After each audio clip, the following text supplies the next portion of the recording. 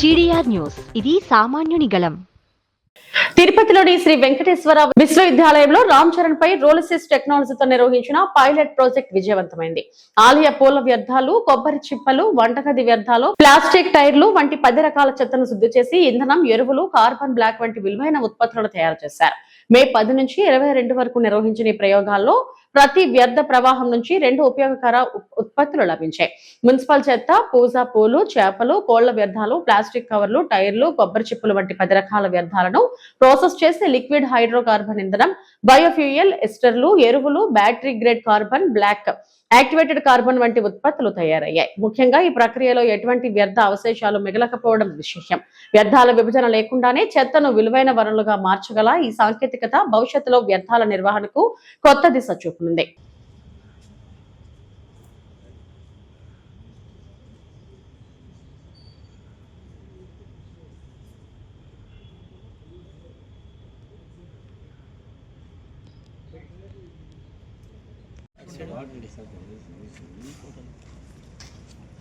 जी ఎవరు వస్తున్నారు? नहीं तो ये आरसीपी किया पहले से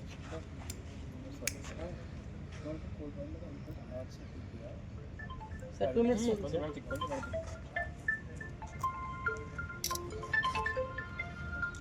सर सर వస్తున్నాను సార్ చిన్న పని వస్తాను రెడీ పుట్టాం అలా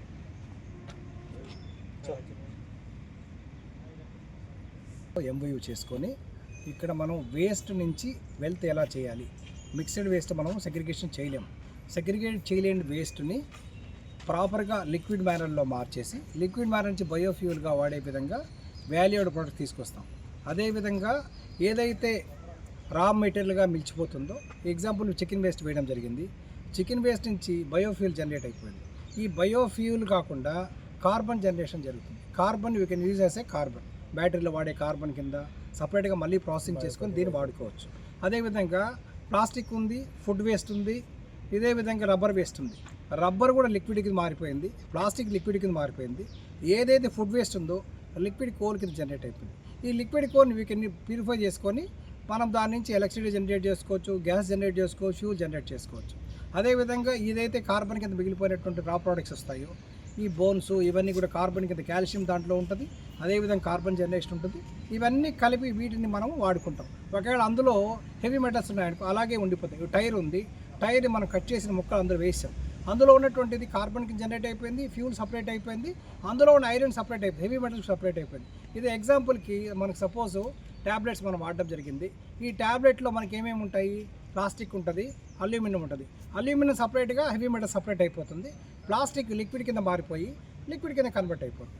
ఇట్లా ఎవ్రీ ప్రోడక్ట్ మనం ఏదైతే ఆర్డీఎఫ్ ఏదైతే ఉందో రెఫ్యూజర్ ఫ్యూల్ అంటాం, దీన్ని సిమెంట్ ఇండస్ట్రీకి మనం పంపిస్తాం ఇక్కడి నుంచి బర్న్ చేయడానికి కోసమని. అలాంటిది కూడా మనం మార్చుకొని ఫ్యూల్ కింద వాడుకొని వాల్యూ అవుట్ ప్రోడక్ట్ తీసుకోవడానికి ఒక ఎంఓయూ చేసుకొని NTT1 SV ఇన్స్టిట్యూట్తో ఎంఓయూ అయ్యి వాళ్ళతోటి మనం 10 రోజుల పాటు అన్ని వేస్ట్ని ప్రాసెసింగ్ చేసి రిపోర్ట్స్ని బయట తీసుకొని ఇవాళ ప్రెస్ మీట్ పెట్టడం జరిగింది. ఆ మిషన్ ప్రాసెసింగ్ ఎంత టైం పడుతుంది సార్?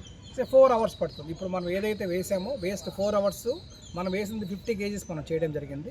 ఇందులో మిక్స్డ్ వేస్ట్ వేయడం జరిగింది. Flower waste, thermocol, plastic, tyres, fish waste, chicken waste, ఇవన్నీ కూడా మిక్స్డ్ మనం వేసాం. ఇక్కడ మనకి ఏదైతే సెగ్రిగేటెడ్ వేస్ట్ ఉందో మనం సెగ్రిగేట్ చేసి ప్రాసెసింగ్ చేసుకోవచ్చు. సెగ్రిగేషన్ లేకుండా రోడ్ల మీద పడేసేటువంటి వేస్ట్ని మనము ప్రాసెసింగ్ చేసి ల్యాండ్ ఫిల్కి వెళ్లకుండా, ల్యాండ్ ఫిల్కి వెళ్ళిపోతే దాని నుంచి మీథేన్ జనరేషన్ జరుగుతుంది. ఈ మీథేన్ 1 kg మీథేన్ 28 kgలు సమానం అయిపోతుంది. నేచర్ని మనం కాపాడడానికి కోసమని వీటిని చేయడం మూలాన ఆర్డీఎఫ్ నుంచి రెఫ్యూజర్ ఫ్యూల్ తయారు చేసుకొని రీయూజ్ చేసుకోవడం ఉపయోగపడుతుంది. మిషన్ ఒక కాస్ట్ ఎంత ఉండొచ్చు? 1 టన్ను వేస్ట్ మనం ప్రాసెసింగ్ చేయడానికి 1.5 crores వరకు వాల్యూ మనకి ఖర్చు అవుతుందని NTT1 వాళ్ళు చెప్పండి. మా వైస్ ఛాన్సలర్ గారు, వారికి NTT తరపున ధన్యవాదాలు. అలాగే వారు తెలుసు, వారు ఒక సైంటిస్టు, వారే ఇక్కడ వచ్చి ఈ మిషన్ ఫంక్షనింగ్ అవన్నీ కూడా చూడడం జరిగింది. వారు కొన్ని సలహాలు సూచనలు ఇవ్వడం జరిగింది ఎవరికి, NTT1కి ఇంకా మెరుగుగా దీన్ని చేయడానికి కావాల్సిన ఏం చేయాలి, లిమిటేషన్స్ కొన్ని చెప్పడం జరిగింది. అలాగే రిజిస్ట్రార్ గారు ఇప్పుడు ఈ మిషన్ ఇక్కడ పెట్టుకోవడానికి కావాల్సిన వస్తువులన్నీ కూడా రిజిస్ట్రార్ భూపతి నాయుడు గారు, వైస్ ఛాన్సలర్ నరసింహరావు గారు, అలాగే రెక్టర్ గారు, ఈ హిమ్సెల్ఫ్ ఇట్స్ అపరావ్ గారు మీకు తెలుసు, వారు ముగ్గురు ఆధారంలోనే ఈ పరిశోధన జరిగింది. ముందు కూడా ఇటువంటి పరిశోధనలు ఇటు జరగడానికి మా యూనివర్సిటీ వాళ్ళు చాలా ఉత్సాహపడుతున్నారని చెప్తున్నారు. ఇది కానీ అన్నీ కూడా ప్రాసెసింగ్ కోసం కానీ అమ్యూనిటీ చేయడానికి కానీ అవన్నీ కూడా చేసి సపోర్ట్ చేయడం. అంటే ఇంకొకటి ఇంపార్టెంట్ ఏంటంటే గేట్ చేస్తేనే వీలవుతుంది మనం ప్రాసెస్ చేయడానికి అనేది పోయి ఈ టెక్నాలజీ ద్వారా మనం చెత్తని అలాగే ప్లాంట్లో వేసి తద్వారా మనకు వాల్యూ యాడ్ ప్రోడక్ట్స్ వచ్చేటట్టుగా వీళ్ళు ఇప్పుడు దీని ద్వారా చెప్పడం జరిగింది. దీని ద్వారా ఏమంటే చాలా వరకు మనకు ఏదైతే ఇప్పుడు లెగసీ వేస్ట్ అంటాం, కొన్ని టన్నులుగా ఎక్కడ పడితే అక్కడ కొండలుగా ఉన్నాయన్నమాట. సో వాటిని కొంతవరకు మనం నివారించడానికి ఈ టెక్నాలజీ అనేది ఉపయోగపడుతుంది.